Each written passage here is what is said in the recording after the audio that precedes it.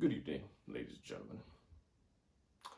Tonight, we will be celebrating a rather large event. What this event is can and will remain unknown to you. But, in sight of such an event, we have made the change at Penthouse to create a new series because everything has seemed to die out. What this new series may be, here is Penthouse News. Here, we only talk about the truth. The truth of truths. So much truth, our competitors just fall away. Now, for our first story tonight, we'll be talking about the Christmas season. It's finally over. All the good music is magically gone. Who could have guessed that would have happened? But I will still listen to it outside of it, especially that Mariah Carey song. Pretty good. But we have to remember the catastrophe that has shown its face across the globe. And what may this be? All the robberies.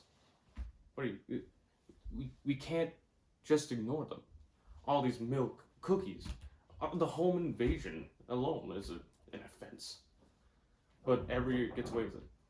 But this year, the law enforcement decided to take it into its own hands. But who could be the culprit for such a catastrophe every year? It can't be our parents. They're asleep like dead bricks.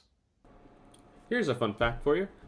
Bricks have an average lifespan of about 3 days, with their offspring being born much later after the brick's life, from the shattered remains of its parent. More like a form of asexual reproduction, all things considered. These offspring actually end up living far longer than their parents, up to about 4 million years, or until a very hot heat source melts it to the collective of the rest of the remaining bricks' corpses. Back to the topic on hand.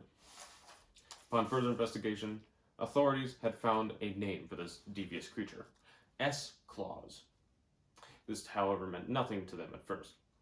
But thanks to a resident psychologist/psychiatrist, Marshall Schonberg, we had found the real name of this madman.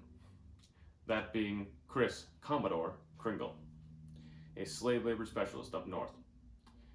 Upon getting the information, authorities had made their way up north to northern Canada.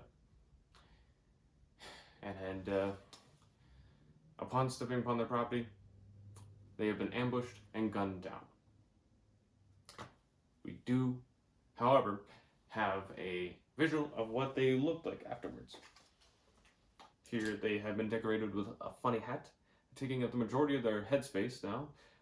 All this is hat, leaving only the nose.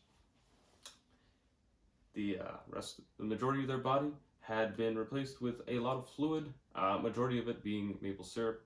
It may be clear, but that's just because we don't have maple syrup here. The legs had been amputated and replaced with a stand called Gnome for the Holidays. We also have a description of the assailants as well. With as much description as this is, I don't know if it captures it all. But now that this is a very public event, the U.S. government has taken it into its own hands, because Canada cannot do it itself.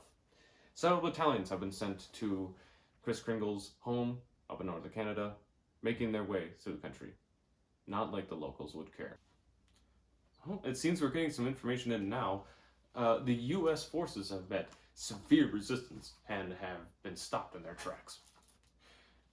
However, this may be dark at the moment. I believe that this madman, Chris Kringle, will be put to justice, and that his factories are either shut down or put under new management.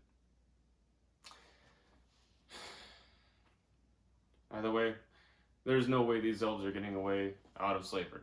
Not on my watch. The gnome's pretty sick though. They'll probably, no, I think they should be gone. But there's something like the my schedule. I may have said plural earlier. It's not plural. It's empty. But now, with the end of this evil man in sight, it is time to say goodnight. Now, it may be midday, it may be morning, it may be afternoon for you.